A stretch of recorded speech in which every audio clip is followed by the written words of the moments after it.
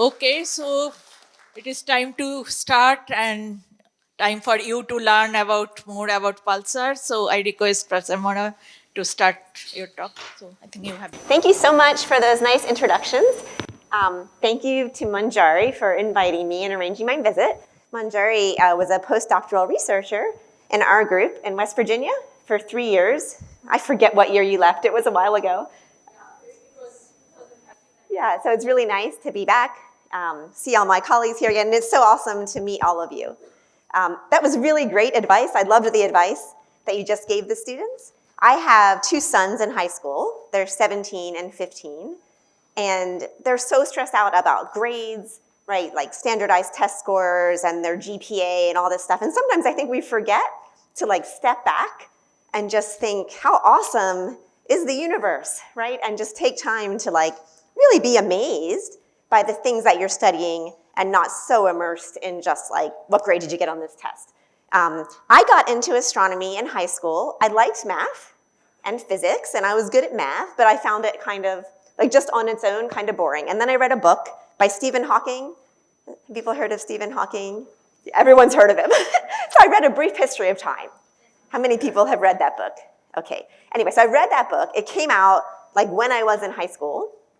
And I read this book, and I was just like amazed by the concepts in the book, like gravity and general relativity and black holes. And that was what did it for me, being an astronomer. It wasn't classes or tests or like the formal knowledge. So it's really great that you're all here.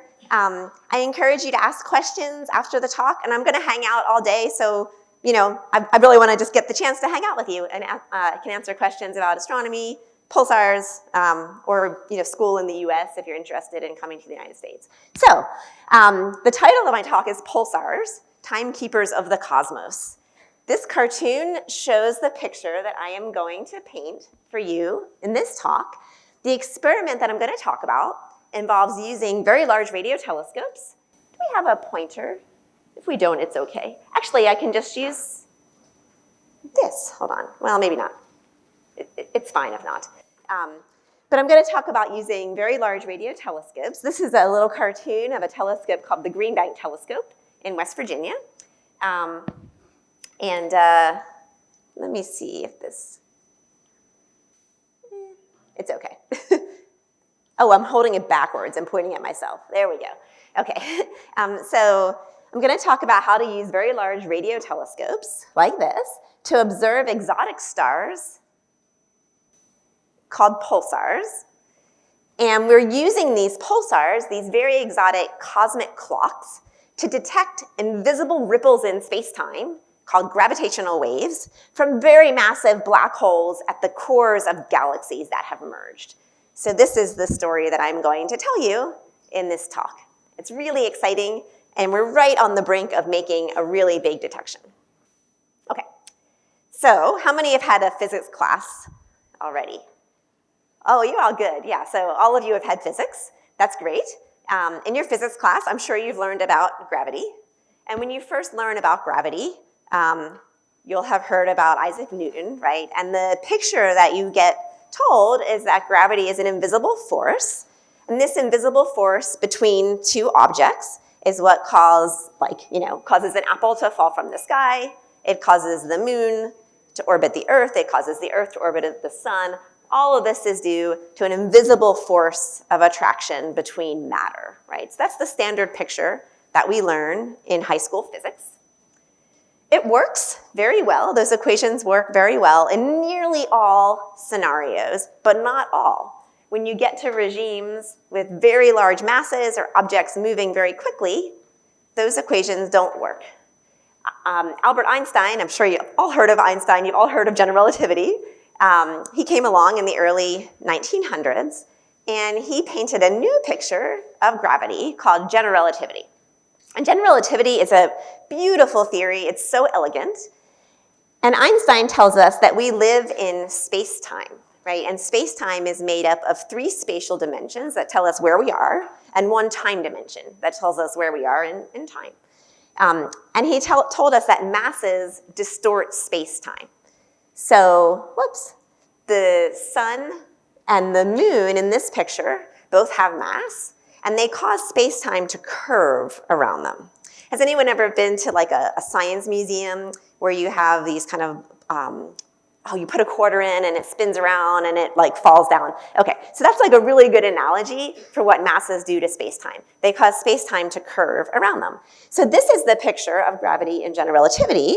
The Earth causes space-time to distort because it has mass. The moon also causes space-time to distort because it has mass. It doesn't distort as much because the moon doesn't weigh as much as the Earth.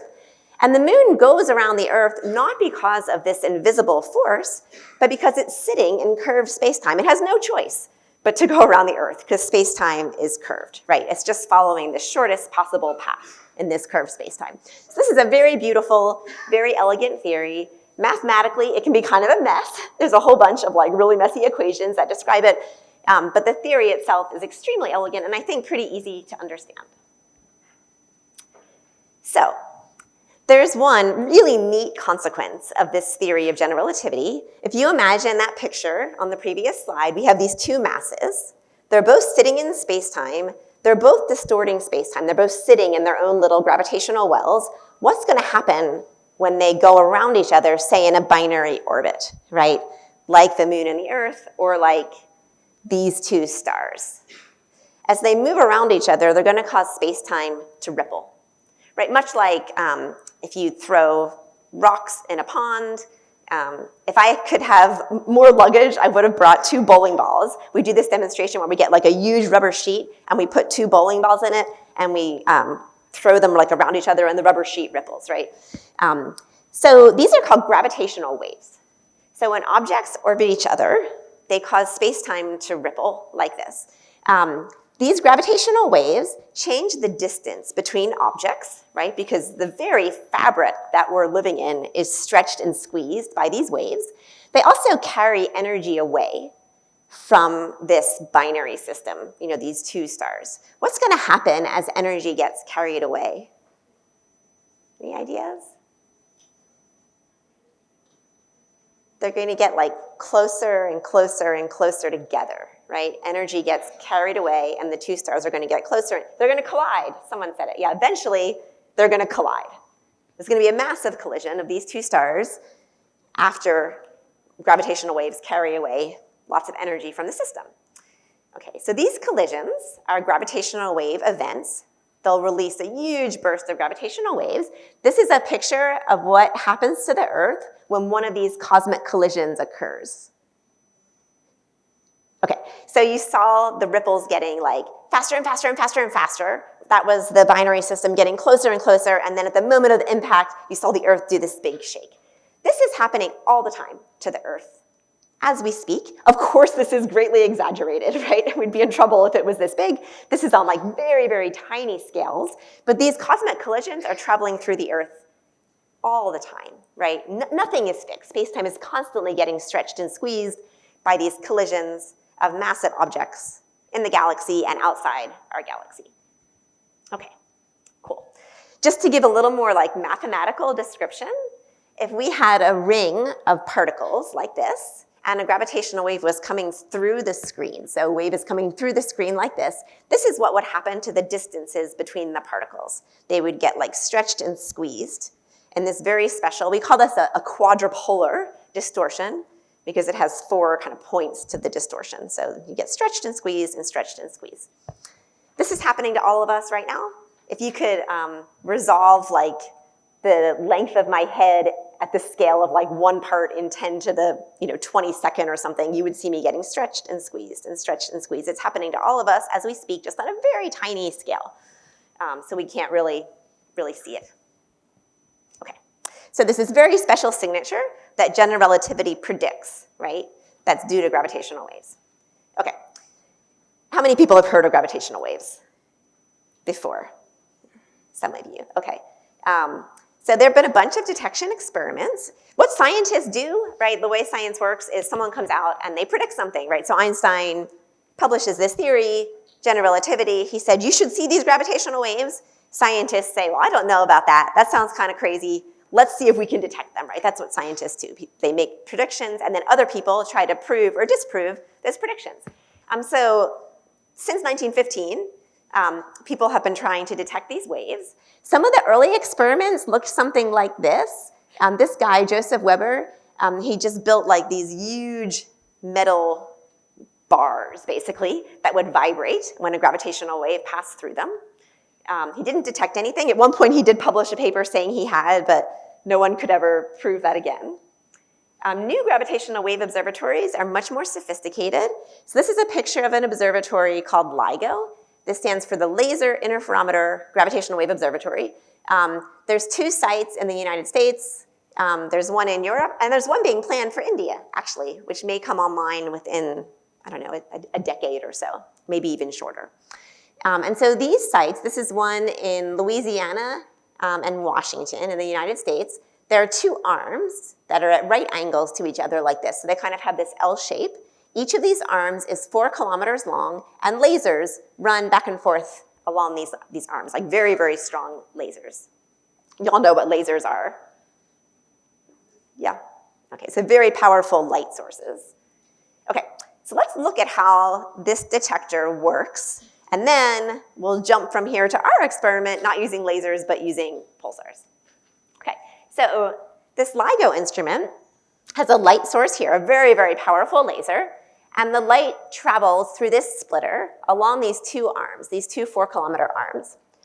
When a gravitational wave passes through these arms, it stretches one arm and squeezes the other. So it makes one arm a little bit longer and one arm a little bit shorter, right? Originally, they were the same length with the same path length for the lasers, and now one's a little longer, one's a little shorter, and so the light takes a different amount of time to get back to the detector when a gravitational wave passes. Make sense? So it changes the distances that the light is traveling by making the arms a little bit longer or a little bit shorter. And they're at 90 degrees because it does this in this quadrupolar way. Anyway, and then this difference in path length is detected at this, we call it an interferometer, but it basically measures the interference pattern of the light. Okay. We'll do just this first bit again, because I think this went by so fast. But a gravitational wave just passed, and this is what it does to the arms, right? It makes them a little bit longer or a little bit shorter when it travels through. This is a really cool experiment. The sizes, like the scale of the differences in light travel time are on atomic scale. Like, it's amazing that this experiment works, but it does. Back in 2015, gravitational waves were actually detected.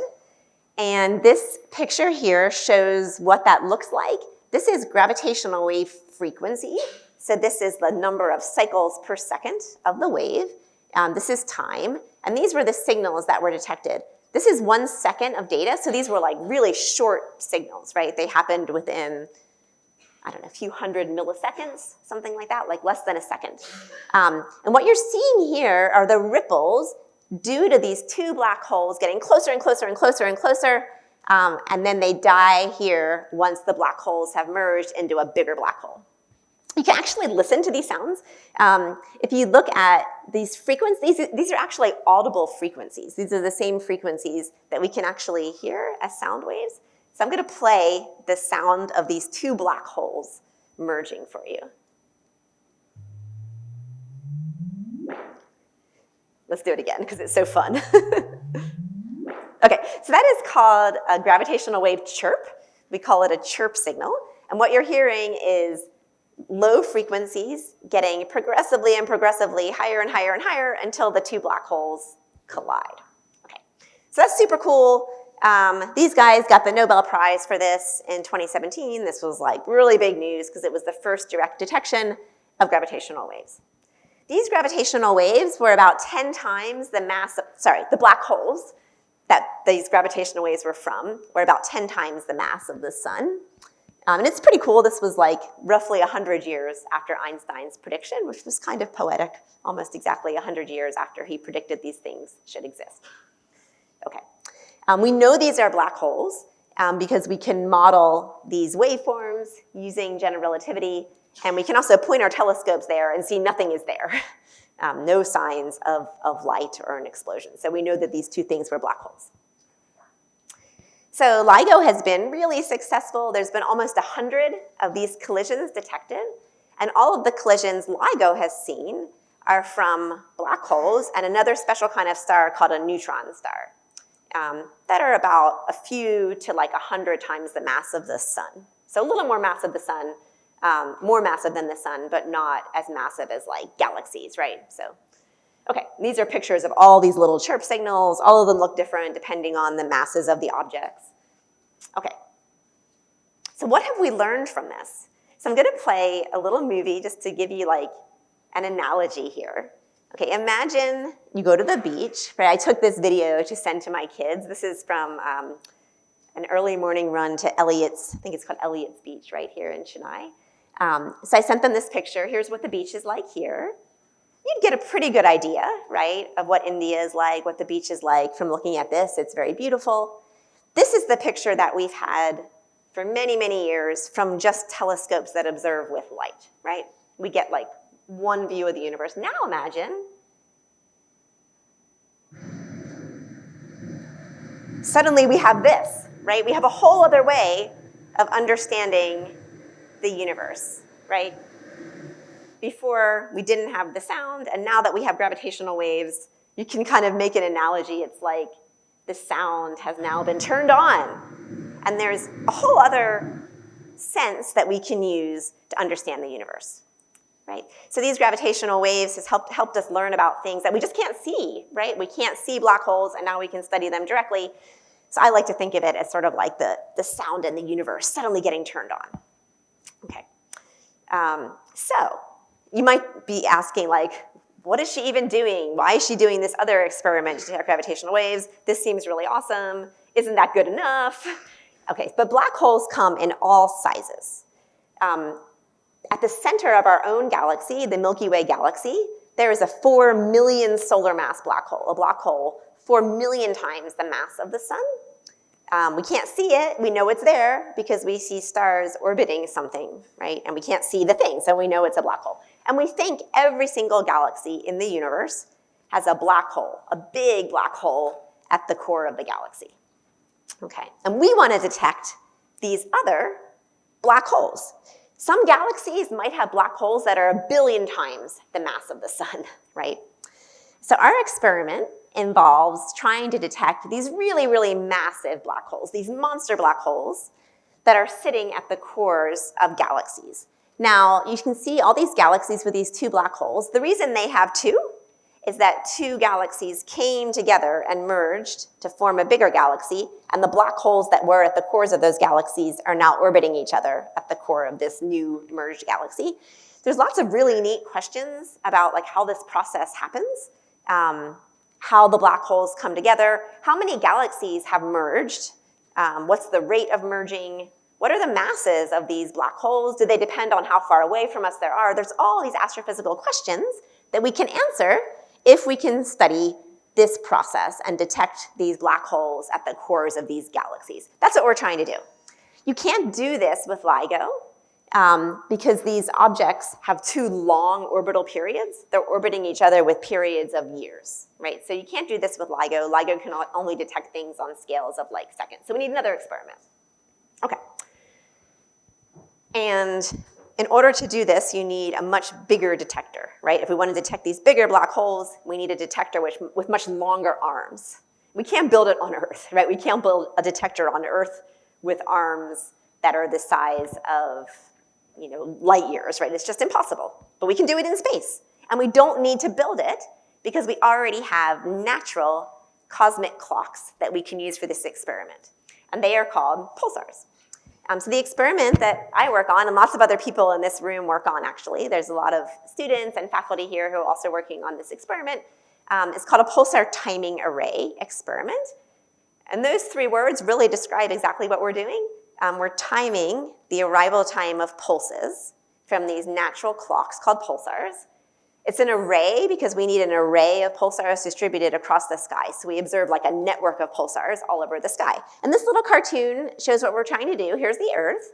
We have this network of clocks, these pulsars, which act like little lighthouses all over the sky. And we're timing the arrival times of their pulses and looking for little deviations in the arrival times due to gravitational waves changing the distances between us and the pulsars. Does it make sense? So we're using them as clocks. measuring when their pulses arrive, and then looking for very tiny changes because the pulsars are getting further away or closer to us due to gravitational waves, right? So it's a really cool experiment. It's a really hard experiment, though. Let me start, before I get into like the actual experiment or the results, just telling you a little bit about what pulsars are. Okay, so think about the sun. The sun is very massive. The force of gravity in the sun is very, very strong, right? Why does the sun not just collapse? And the reason it doesn't collapse is there's an internal source of energy, and this internal source of energy is nuclear fusion. So the sun is converting hydrogen into helium, right? It's converting light stuff into heavier stuff, and this produces energy.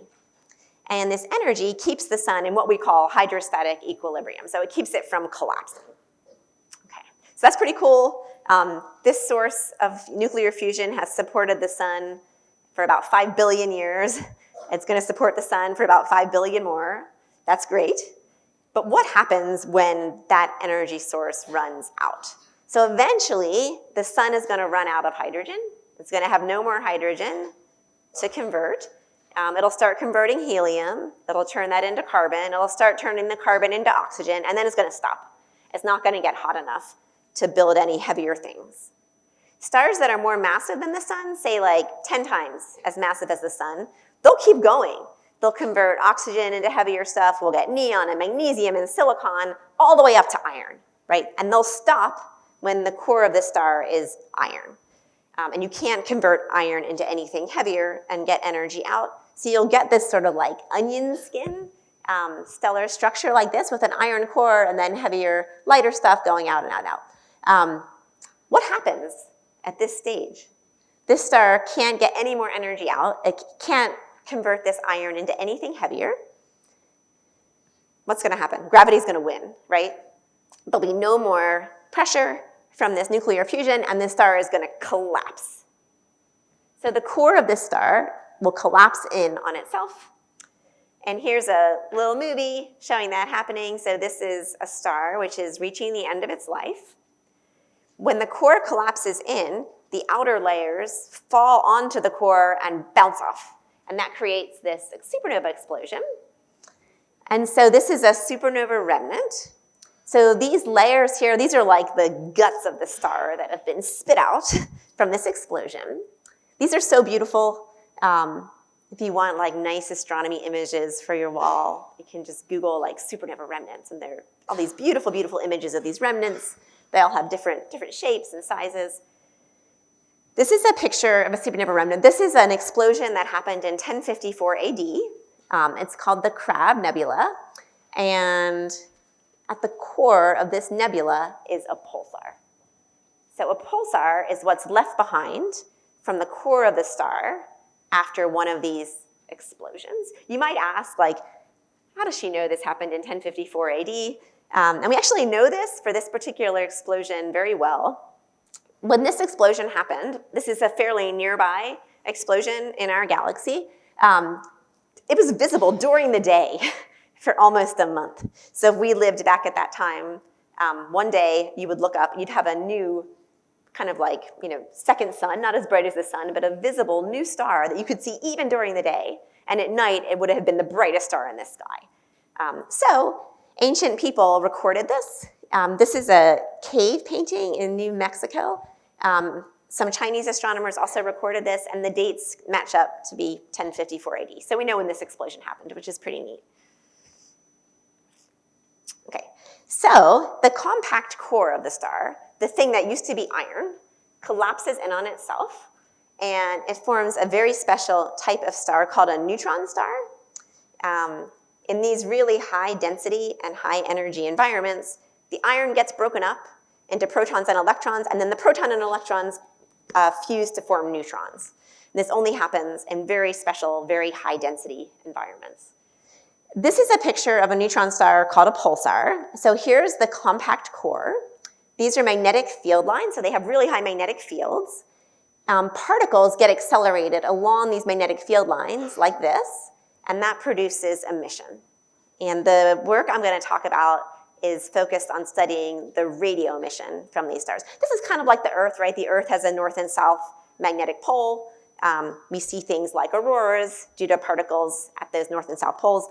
This is like a lot more energy than the Earth's magnetic field, but it's the same kind of concept. Particles get accelerated along these magnetic field lines. Okay.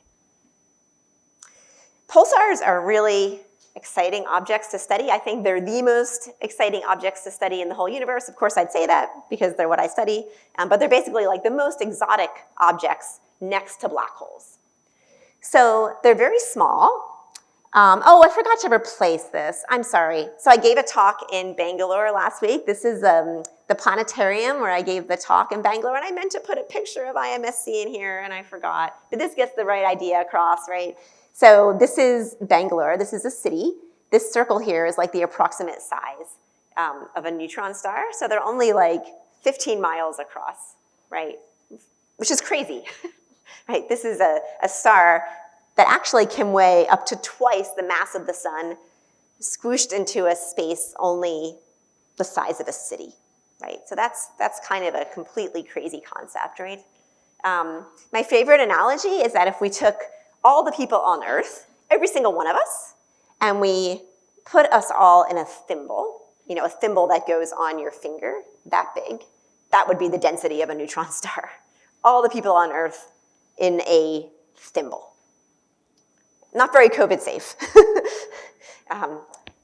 So very, very dense. They're basically the density of an atomic nucleus, but a whole star at that density.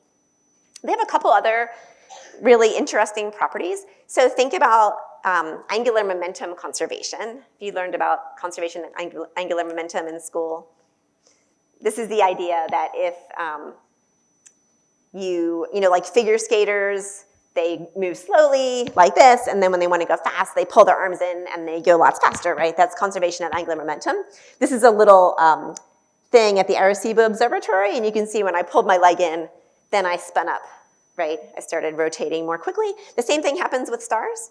So these neutron stars were once rotating maybe like once a month, something like that.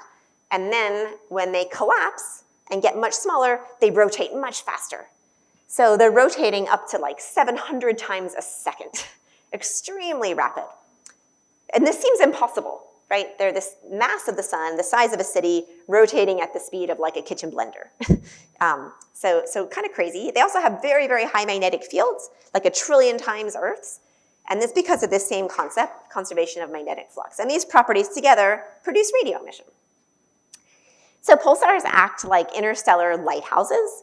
They produce radio emission like this above their north and south magnetic poles, but they're also rotating very rapidly. So every time this pulse rotates past our line of sight, we detect a pulse, like a lighthouse, okay? And here's a little cartoon that shows what that looks like.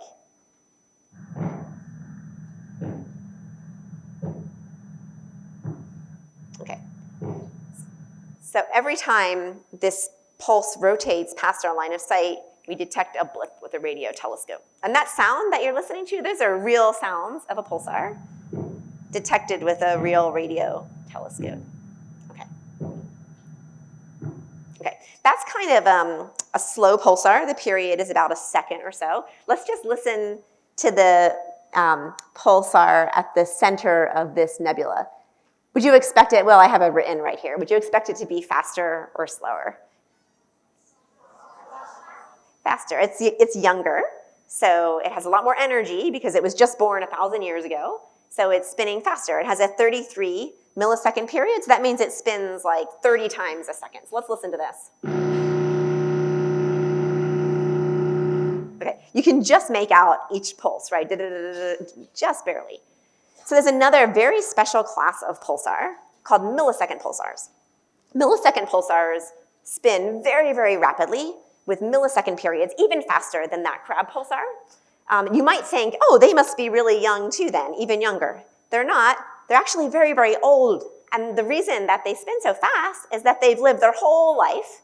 And then if they had a companion star, that companion star evolves to be a red giant. The outer layers get really puffy, and the material from that companion star accretes onto the pulsar and transfers angular momentum and spins it up to really fast periods. So these are kind of like zombie pulsars. They live the whole life, They became undetectable probably, and then they got spun up to really fast periods and got like a new life through accretion of material from their companion. So they're spinning really fast, up to like a millisecond.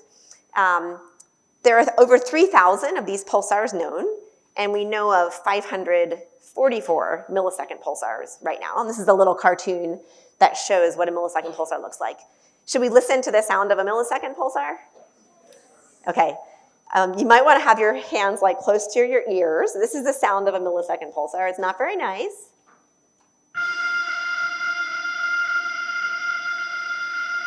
Okay, so that pulsar we just listened to has a period of about 1.5 milliseconds, and it's spinning so rapidly that it's just a continuous tone.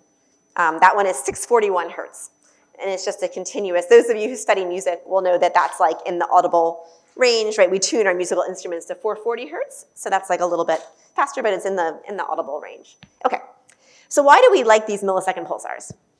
So the cool thing about these millisecond pulsars is that they're extremely accurate timers. So I can take a model for this pulsar. This is a particular pulsar, and I can tell you at a particular time on a particular day exactly what the spin period of that pulsar is. And I can tell you that all the way out to this last significant digit. So for this pulsar, I can pick a particular time, and I can say the period of this pulsar is 4.570136530958 milliseconds down to that last digit. And I really do know that down to that last significant digit, which is kind of crazy, right? Like really, really precise. Even more, I can tell you in 2033 on a particular date, when my now 11-year-old hopefully graduates from college, the spin period will be this, 4.570136533728 milliseconds. And if you look at these two numbers, this one's like a little bit bigger, right? That's a 0 and that's a 3, but it's all the way down here. They're very precise rotators. The spin periods are getting a little bit longer with time because they're losing energy, but very slowly and very predictably. Like we can completely model this and predict this really, really well.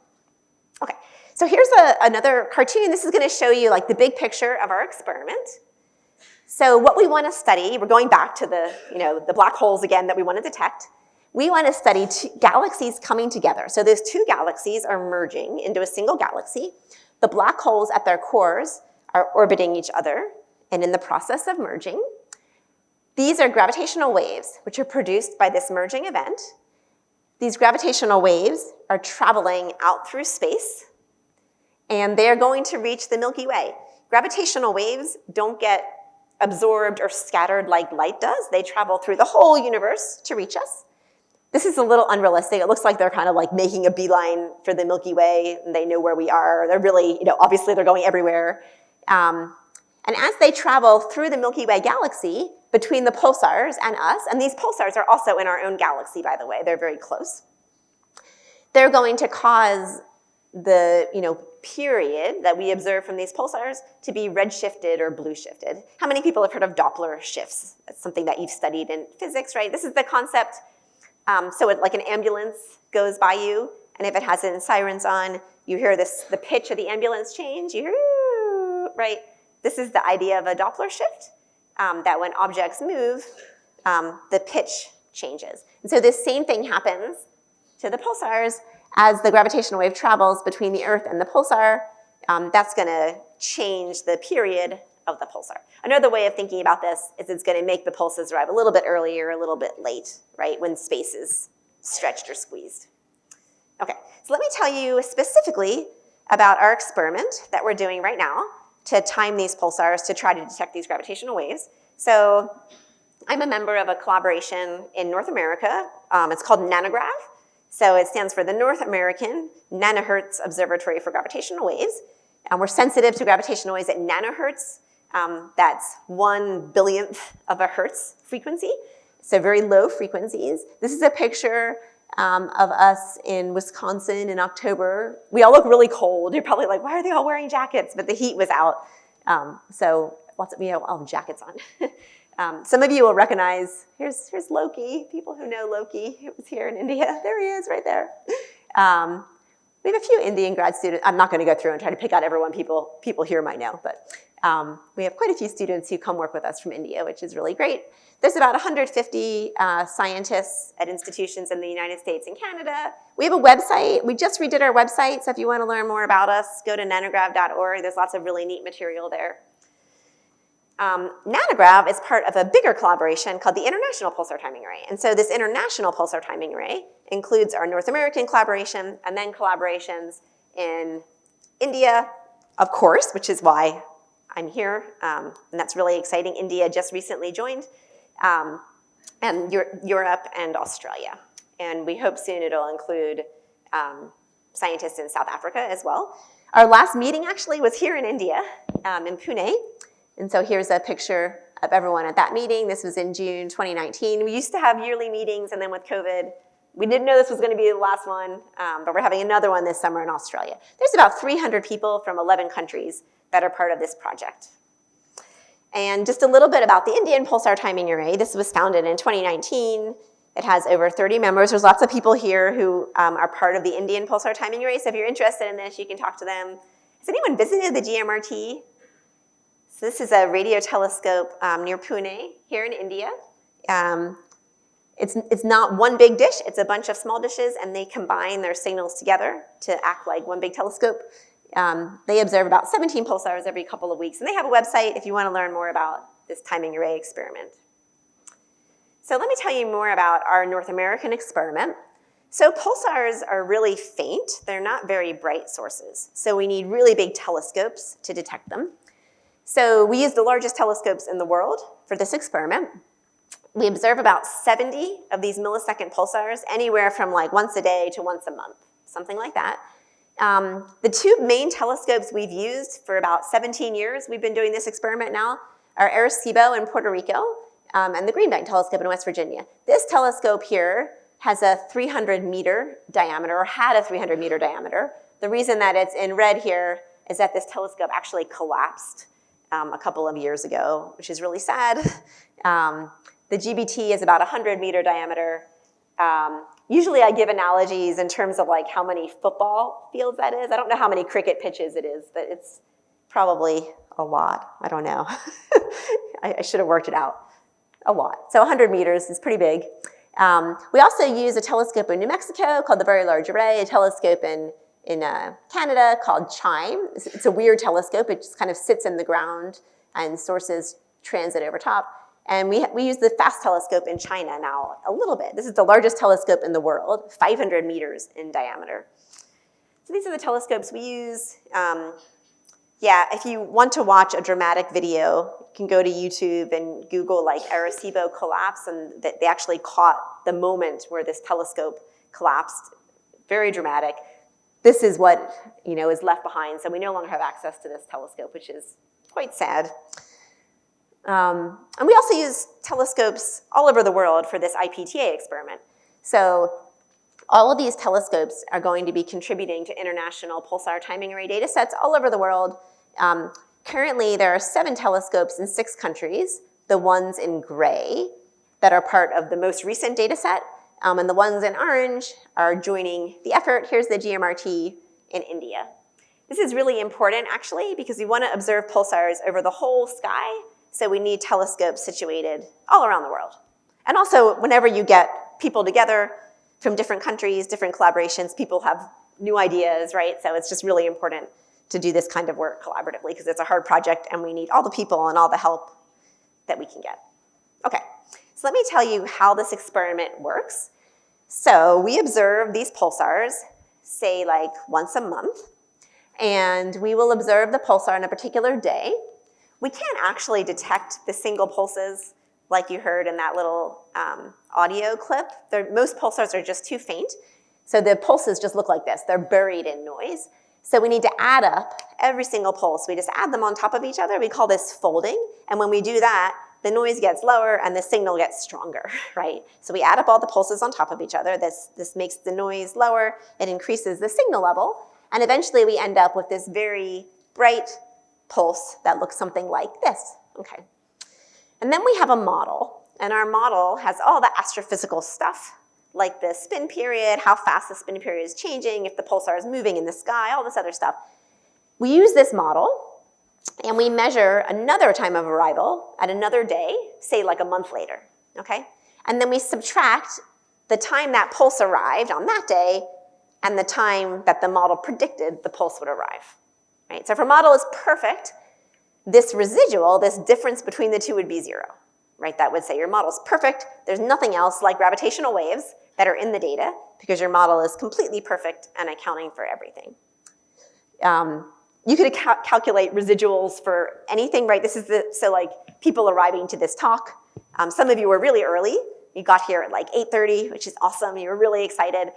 So you had a negative residual because you got here really, really early. Some people came in a little bit late. You know, a few people trickled in a little bit late. They had a positive residual. It's the same idea, right? Did the pulse arrive early or did it arrive late? That's what we're measuring with this residual. And there's so much science in these models. So when we want to model the pulsar arrival times, we need to account for lots of cool stuff. Many of our pulsars are in binary systems with other stars, with white dwarf stars. And so we have to correct for this motion, right? Because that's going to change the arrival times of the pulses if the pulsar is moving around a companion. We have to correct for the travel of the pulses through the gas and the interstellar medium. That changes the arrival times. And we also need to correct for the movement of the Earth around the sun, right? Because that's going to change the arrival times, our own movement of the Earth going around the sun. As we move away from the pulses are going to get a little bit later, and then as we move towards the pulsar, they're going to start getting a little bit earlier, right? So we need to correct all this stuff. And there's like so much science in this. Some students do their whole PhD theses like just on this interstellar medium or just on measuring pulsar masses through binary systems. We can even study the solar wind if we look at our pulsars like close to the sun. Really neat. Okay, let me just show you one picture of our real data. It's very messy. These are what our residuals look like. So these are 3 pulsars. I just picked 3 kind of random pulsars. This is a little over 12 years of data. The different colors are different radio frequencies. Don't worry about that too much. And I like showing plots like this, even though like this isn't a beautiful plot. But I think it's really useful because I know when I was your age and I thought about like what astronomers did, I just pictured people looking at beautiful images, right? So looking at pretty pictures all day long, and isn't that great? And like maybe like getting out a ruler and measuring the size of things. We never look at a picture. Our data is like times, and it's very statistical, the kind of analysis we do. We don't look at like images. Anyway, so you can see our models are pretty good. Most of these residuals are consistent with 0. These lines here, these dotted lines are 0. So most of them like cover 0. They have bars. These are error bars because we can't measure anything, exactly. So these vertical lines here are the error bars. You can see some of them are off though. Like what's up with that one? Or this one here. So sometimes our model cannot predict exactly when a pulse will arrive, and there's a little bit of an offset, and we don't exactly know why that is. Maybe it's some weird effect due to the interstellar medium. Maybe it's gravitational waves. From looking at these, we can't tell. We don't know. I'll just brag a little bit about how precise this experiment is. We calculate the root mean square of these residuals, and that ranges from about 60 nanoseconds to a little over a microsecond. So we can do this experiment with tens of nanosecond precision, which is pretty cool. So nanosecond is 1/billionth of a second. So these are very precise experiments. What would gravitational waves look like in those data? Okay, something like this. Okay, so these red lines show you what a background of gravitational waves, and what that means is like all the gravitational waves from all those supermassive black hole binaries merging in the universe, they would combine to form this kind of noisy looking signature like this in the data. And if you look at this, you could say, oh wow, that looks like that's in that data, or maybe we see that, like you can't, this is gonna be a very low level kind of perturbation that's gonna look just like kind of noise in these residuals. And you might ask, how in the world are we going to detect that, right? How will we discriminate something that looks like that, just like noise, from just any other source of noise in the data? These are residuals from the International Pulsar Timing Array.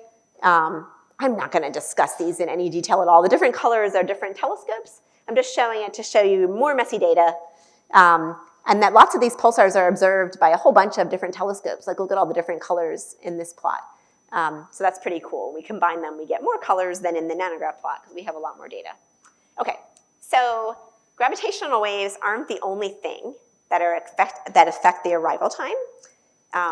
there's stuff like, spin noise. So neutron stars aren't perfect rotators. We think they have a superfluid core and then some crust, and there might be angular momentum transfer from the core to the crust that might cause some like noise in how they're rotating. How do we tell the difference between this stuff and the gravitational waves? And what we do is we rely on this quadrupolar signature. So from this little cartoon here, we know how the distance between objects change, and we can extrapolate that to calculate what the correlation in times of arrival should be for pulsars separated by some specific angle in the sky. So if pulsars are separated by 0 degrees, so they're in exactly the same direction of the sky, they should show a positive correlation in their residuals. So if a pulse from a pulsar there arrives early, the pulse from another pulsar in that same direction should also arrive early. At 90 degrees, it should be the opposite. If a pulsar in that direction has a pulse that arrives late, a pulsar in this direction, that pulse should arrive early. And so we look for this very special curve, and there's a lot of math in calculating this curve. Lots of people have done it. We know that this is right. So if general relativity is correct, we should see this correlated signature in our pulsar timing residuals. And so Einstein predicted this exact shape. Actually, he didn't calculate this himself. This came in 1983, but based on his equations. For an isotropic, that means like gravitational wave sources that are all over the sky, kind of evenly distributed. So we're looking for this in our data. Okay. So I'm going to show a few plots that are just super messy looking, but I want to give you a little bit of an insight into like what our results actually look like. So the way that Nanograv works is every couple of years we put out a new data set. So we put out an 11-year data set and then a 12.5-year data set. So the 11-year data set has 11 years of data. We do this experiment. The black points are the correlated residuals. So that's what we get when we take all these pulsar residuals, we cross-correlate them. These are binned in like 10-degree bins or something. It's not every single point. This blue dotted line is the fit of this predicted curve to our data. Does it look like a good fit? No, not really. We can't really see these black points sitting on that blue line. It doesn't look like a very good fit. So we did not detect gravitational waves in that data set. Our next data set looked like this. The error bars are a little bit smaller, so you can see they've gone from being this size to this size. So that's great. We're doing a little better. The error bars have got smaller. Does this look like a good fit? Someone said the first few points, yeah, like maybe there's some points, maybe, that are starting to hug this line, but it doesn't look like a great fit, right? You wouldn't look at this and say, they've done it, they've detected gravitational waves. But something very exciting happened with this data set. We didn't see this signature, but we see, and I have two slides that are very kind of sciencey, and then we'll get back to fun stuff again, but I just wanted to give you a little insight into what this looks like. We didn't see this special angular signature, but we do see a source of noise that's the same in all the pulsar data, the exact same source of noise, and we can't explain it. It's not due to instrumental stuff. It's not due to any of the stuff we know about, and so we think it's gravitational waves. This plot here shows the spectrum of the noise. So this is like the power versus frequency. That's what we mean when we talk about a spectrum. And these low gravitational, the gray things are our measurements. And so there's lots of power at low gravitational wave frequencies. And we can measure an amplitude. We can measure a spectral index, if that means anything to y'all. It's like how the power at different frequencies is distributed. And the important point is that we can do this kind of measurement. I don't have time to talk about it. But that it's consistent with what we expect from these merging supermassive black hole binaries. So we can predict what the spectrum should look like, and it looks like that. So even though we don't see the signature yet, we're really excited, and we think that this is gravitational waves. The other super exciting thing is that this same signature is seen in data from the European collaboration, from the Australian collaboration, and from the international collaboration. I don't have time to really talk about these plots, but the point is they all look the same.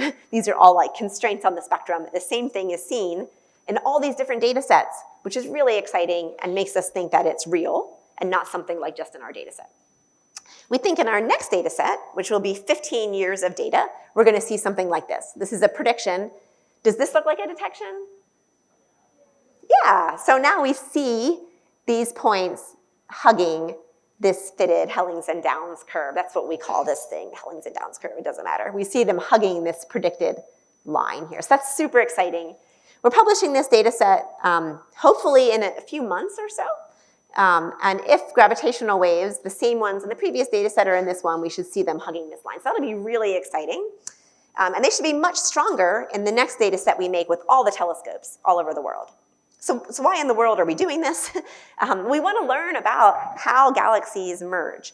Soon after we make this detection of this noise, this correlated noise, we're going to start to be able to detect gravitational waves from individual supermassive black hole binaries at the core of a particular galaxy that has merged. So this is a galaxy this is an optical radio image of this galaxy. It's called 3C66b, and we think there are two supermassive black holes at the core. We're going to detect this one hopefully within a few years if the predictions about its properties are right. This is gravitational wave strength or strain versus frequency. These are sensitivity curves for the International Pulsar Timing Array in 2025, 2030, 2035, and these dots are predicted galaxies. Here's this galaxy. What this means is that in 2025, we will be able to detect gravitational waves from this galaxy because it's above this curve. There's also a few other dots here. That means based on this prediction, there may be a few other galaxies in 2025 that we can detect gravitational waves from. And this is going to revolutionize our view of galaxies. We'll be able to study these black holes in ways that we just can't with normal telescopes. Okay. And so we're going to learn the history of our universe from this experiment. So if we look way back, we think the universe was formed in a big bang, 13 billion some years ago. If we look at the first galaxies that are formed, they're really tiny and they're kind of irregularly shaped. And then with time, they've grown bigger. They've grown like more structured, like our Milky Way, like this beautiful spiral galaxies. And we think this has happened through galaxies coming together and merging and forming bigger and bigger galaxies. And there's so much we don't understand about how this process works.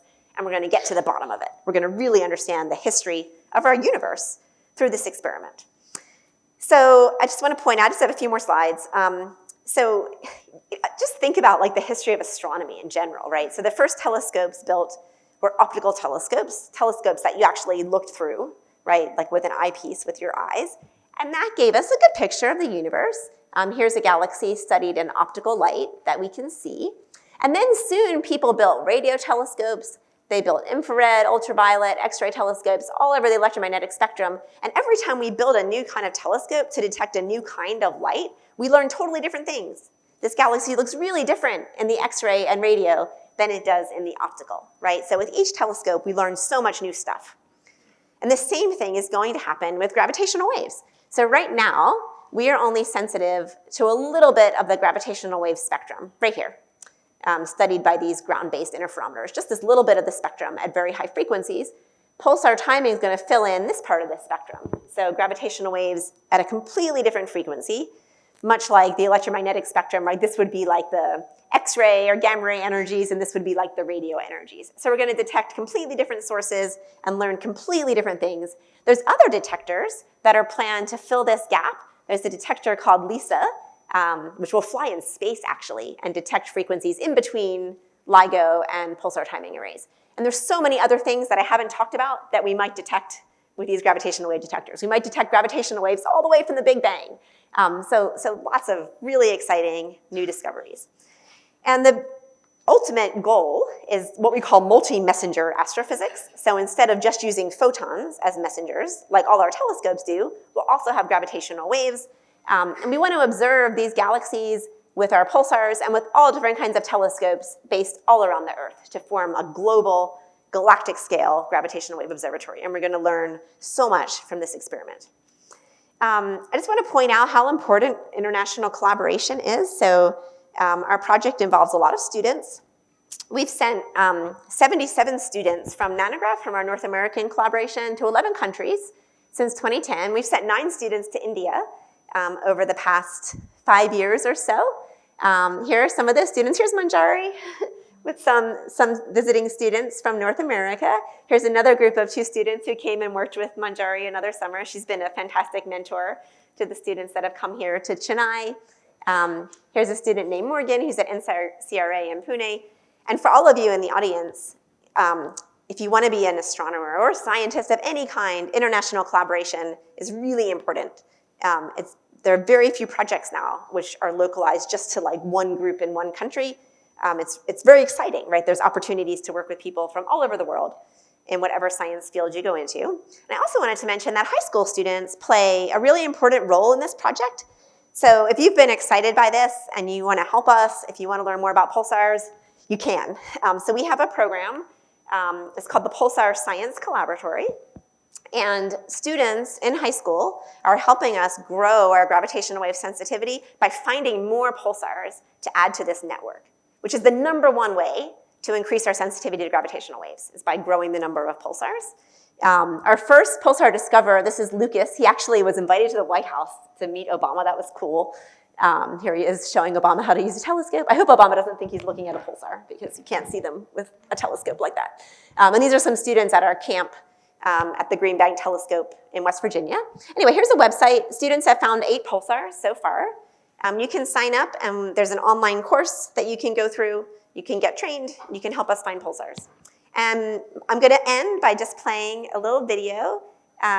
This shows 2 students who have found new pulsars, and it just kind of, well, it's fun. You can hear their reactions to finding new pulsars. Up to where we can control the Green Bank telescope, and we set it up there that we could see if our candidate maybe was a pulsar, and it was. It was, and that was really amazing, and I up to like the moment, I was like, so yeah, it just might come up and the screen's like, like nothing's there, or, oh, there's this 1R5 there, there must have been some wacky radio signal,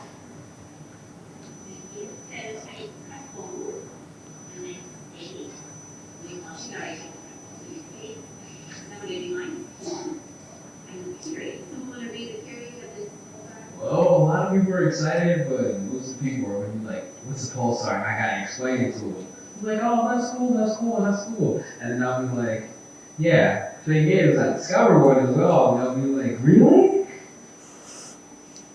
Okay, so I will end there. I'd like to thank the foundation that has supported my trip to India and the talks that I've been able to give. I'm really, really grateful for the support of the foundation. And here's a way to get in touch with me. You can email me if you want to find out more about anything. And here are some websites that I hope you go to find out more information. So thanks so much.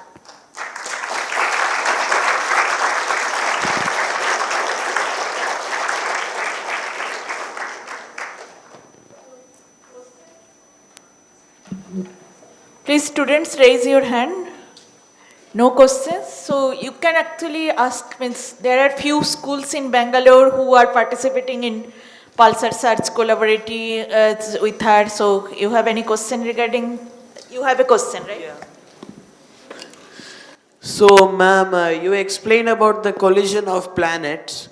Will something like that happen in the solar system? Like, will the planets end up colliding with the sun because of the gravitational force that the sun exerts on those planets? Eventually that would happen, but it's such a long time from now. So everything is slowly, all binary systems are losing energy due to these gravitational waves, but the time it would take for the planets to collide with the sun, I actually don't know the number, but it's absolutely huge. I mean, this is almost imperceptible for low mass systems, so we only really see it for very high mass, very compact systems. That's a great question though. I mean, indeed, there is energy loss due to gravitational waves. It's just very, very tiny for systems like the planets and the sun. Yeah. Thank you, ma'am. Ma'am, you have shown a cartoon in which our universe was expanding. Where is our universe is expanding? Why is it expanding? No, ma'am. Where it is expanding? Oh gosh, yeah. So we know the universe is expanding because we can measure how fast galaxies are moving away from our own galaxy, and we can see that all of the galaxies are moving away from our galaxy. The way that I like to but it's a crazy concept because there's no point where all the galaxies are moving to. So the way I describe this when I teach introductory astronomy classes is I get a balloon, and I put lots of little dots on the balloon, and those are all the galaxies now.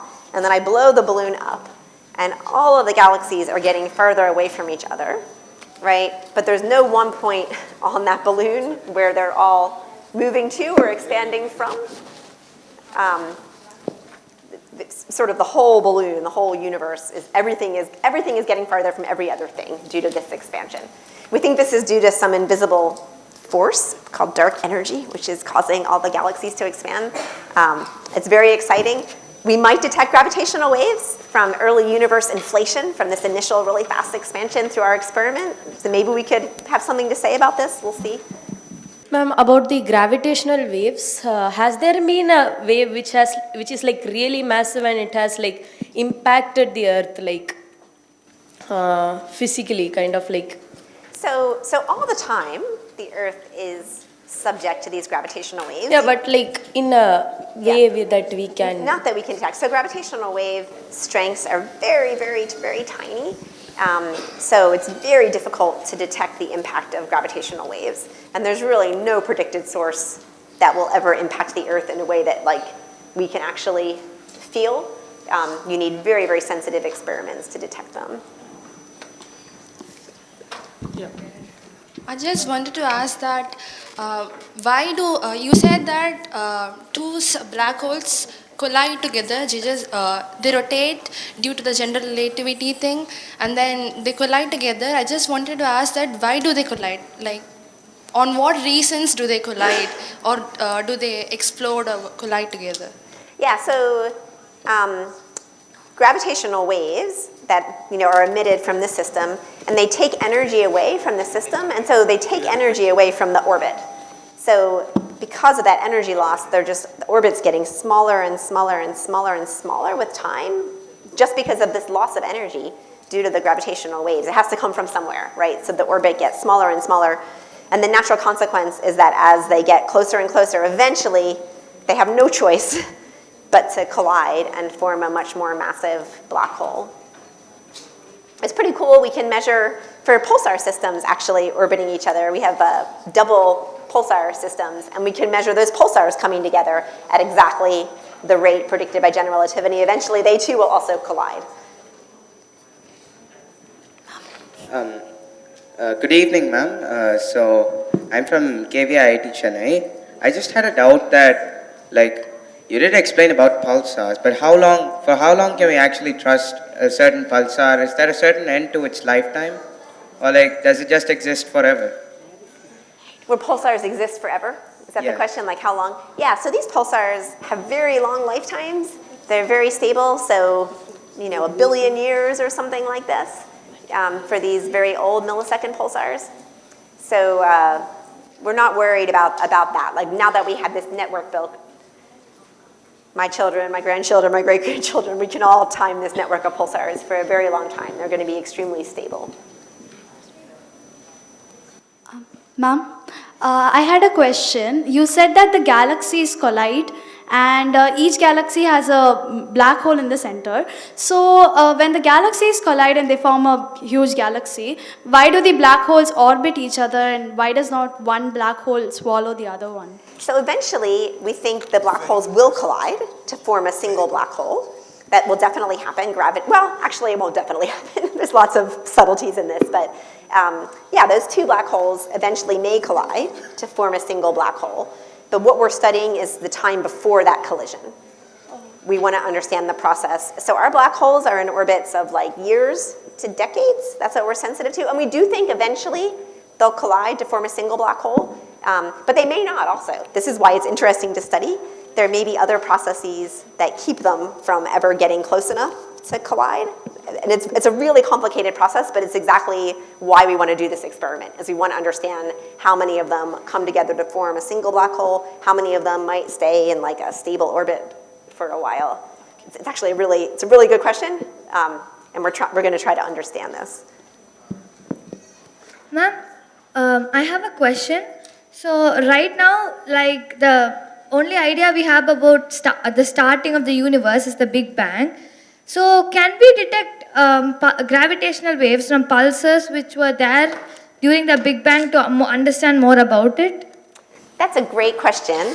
Unfortunately, the only pulsars we can detect are in our own galaxy because they're very faint. So we can't detect pulsars that were formed like way back in the history of the universe. We can only detect the local ones. However, we do think that there may have been gravitational waves, or there certainly were gravitational waves created in the early stages of the universe from the Big Bang. That's another thing we're looking for. So if we do get those data from the ones which were there at the starting, then we can go deep into the history of the Big Bang, like how actually the universe was formed. Yeah, I mean, it won't answer all our questions, but it'll give us some really good information about what we call early universe inflation. We might also detect gravitational waves from something called primordial black holes, which were black holes formed right at the early stages of the universe. So there's lots of things we could learn from this experiment, but we truly don't know the strengths of those things, when we're going to see them, if we're ever going to see them. It's really exciting, right? So we're going to be looking for all that stuff over the next decades, really. Ma'am, how do we know dark energy and dark matter exists? That's a good question. Yeah, so the part of the universe that we can see is actually very, very small. So the matter from stuff like us is like 4% of the universe. We know that dark matter exists just from looking at the Milky Way. We can look at how the stars orbit around the Milky Way, and we can see that there's another source of mass aside from the stuff we can see that's controlling the orbits of those stars. Dark energy, we need dark energy to explain the expansion of the universe. And we think like 75% of the energy in the universe is this dark energy, is stuff that we can't see, that we can't really test, even like dark matter, and that we really don't understand. So for all of you thinking of going into astronomy, there is a lot of stuff to do, a lot of things that we don't understand, and a lot of unanswered questions that maybe you all can help to answer. Thank you, ma'am. Ma'am, you had mentioned that when we study gravitational waves, we can like understand black holes. So when we study these waves, can we understand more about what's inside the black hole after the event horizon? Can we know more about it, or are there other factors that we also have to consider? What a great question. Yeah, so this LIGO experiment has detected gravitational waves from black holes. LIGO can measure the mass of the black hole. It can measure the spin of the black hole, so that's really neat. There's no way to actually look inside a black hole. I mean, we can't probe anything about what's inside that event horizon. So gravitational waves even can't tell us that, but we can measure the mass and the spin. Those are like the two things that we can measure, and those are the things that we'll be able to measure with our experiment too. Yeah. I just wanted to ask that if two black holes collide, then will it cause any physical damage to the galaxy itself? To our galaxy? Yeah, because I'm pretty sure that Andromeda galaxy is going to collide after some span of years. Yeah, no, so these black hole collisions are basically invisible aside from the gravitational wave emission. There wouldn't be any physical damage. There's no radiation that's produced just because they're black holes, so there's no light, no radiation, nothing like this. We may have neutron star collisions as well. If those were nearby enough, they could cause some like very high energy photons or particles, that could come through our atmosphere and possibly be damaging, but not black holes.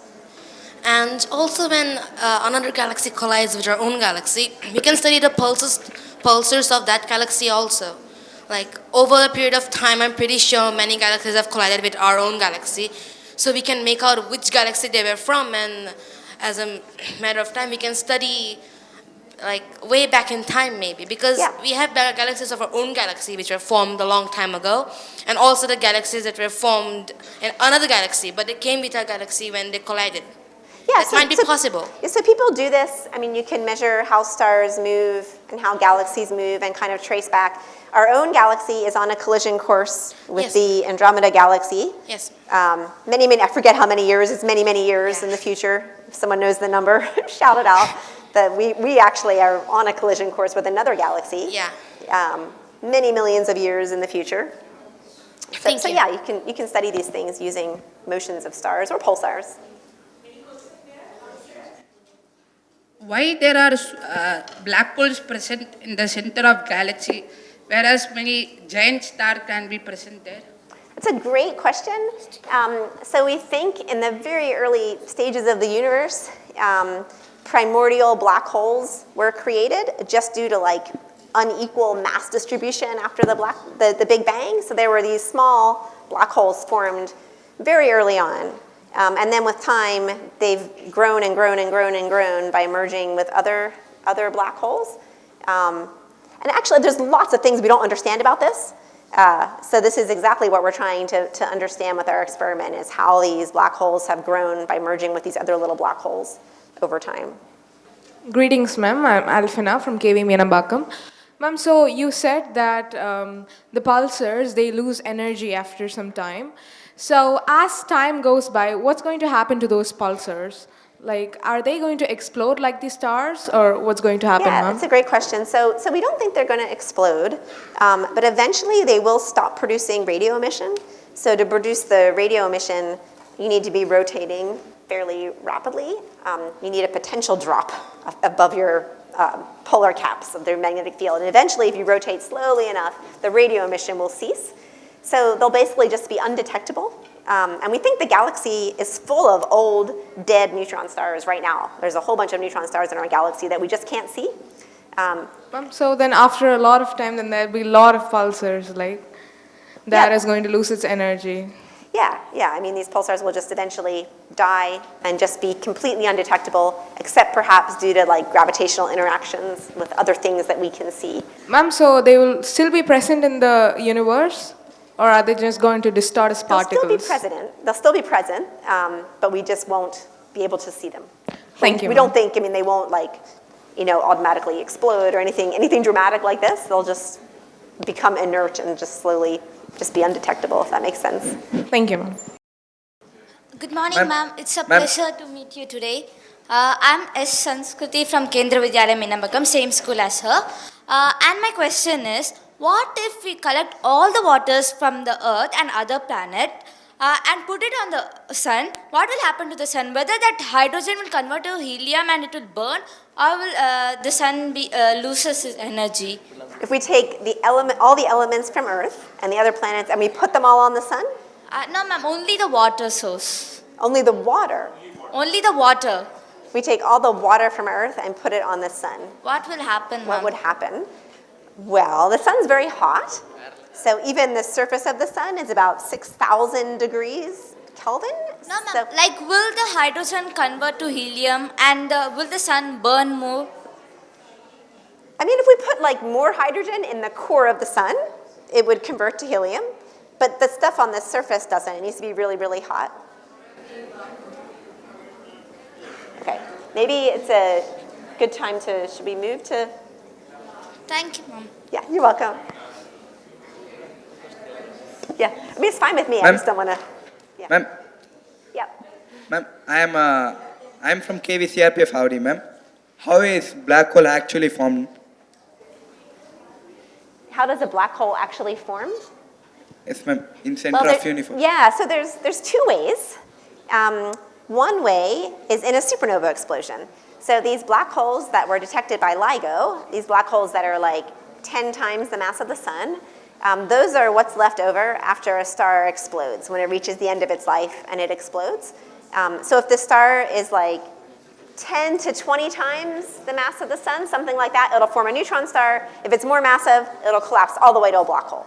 So that's one way black holes form.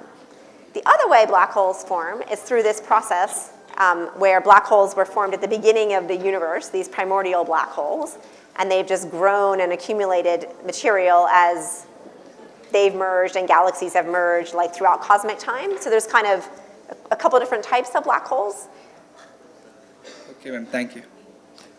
Ma'am, after the creation of these gravitational waves in this space fabric, do these gravitational waves go on forever, or will they just stop? They basically go on forever. Infinitely. They interact very, very weakly with matter. So unlike light, which gets scattered or absorbed, these gravitational waves will just continue to travel throughout the universe, which is why they're so useful. we can see them from like very far away when it might be really difficult to detect light from objects that far away. So they'll just move infinitely. Yep, yeah. Thank you, ma'am. Hi, ma'am.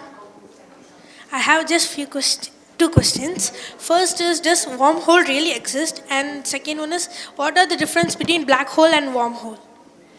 Oh gosh. So wormholes are basically like, I'm getting way out of my realm of expertise, but they're kind of like mathematical constructs, like tunnels through space-time, basically, where you can travel through space-time and come out in another bit of space-time. I don't know whether they exist. They're not crazy. I mean, there are some very smart mathematicians and theorists who believe wormholes exist. We've never proved them. There's no way to really prove them with our experiment, I don't think, so like, possibly. Good morning, ma'am. I'm Janvi from KVIT. My doubt is, we actually learned about the Rutherford's model of atom, where it explains about the motion of electrons around in circular orbits around the nucleus. So the limitation of that model was that, as it moves in circular orbits, it loses energy and eventually falls into the nucleus, making the atom unstable. So just as there was a question before that, when the black holes of two different galaxies collide, they can, as you said, there are chances of that forming a bigger black hole when those two collide. Can it make the black hole really unstable, just as how it is in the case of the atom? What a great, I love these questions which like pull together different scales and different physics. That's a great question. But there's no way to really make a black hole unstable though. I mean, the black hole can get more massive, but unlike an atom which has properties like charge, the black hole will just get bigger. There's no way it can become more unstable. All it can ever do is stay a black hole and become a bigger black hole, if that makes sense. Yes, thank you. Top of the morning to all. Good morning, ma'am. Recently, I'm Pratyusha from Kendra Vidyalaya Gilnagar. Recently, there was a news that inner core of Earth had stopped spinning and maybe reversed its direction or whatever. What effect will it have on Earth's direction, climate, and gravitation? Oh gosh, this is a little outside of my expertise. It's a really cool result. Honestly, I'll be honest. I've been busy this past week. I've just read what you've read about like the press release. So this is I don't know if everyone's seen this, but there's this new evidence that the core of the Earth has started spinning the other direction, right? I don't know what effect that will have. I don't think it's going to have, does anyone know the answer to this? I don't think it's going to have a big effect on anything that we can measure, like our climate or anything like that. But it's a really great question. I don't think we're going to see any measurable effect from it. Thank you, ma'am. Good morning, ma'am. I am from Kendra Vidyalaya DGQA. I have a question, ma'am. As you told that galaxies collide with each other and form a new galaxy, if, for example, multiverse exists, if two universes are near to each other, if they collide with each other, what happens, ma'am? I do not, so the multiverse is a theory that there are many, many, many universes. I think in most of those multiverse theories that won't happen, right? Like the idea is these universes, the definition of a universe in itself is something that will never interact with any other universes. So in most theories of the multiverse, I don't think that could ever happen. If it did, yeah, go ahead.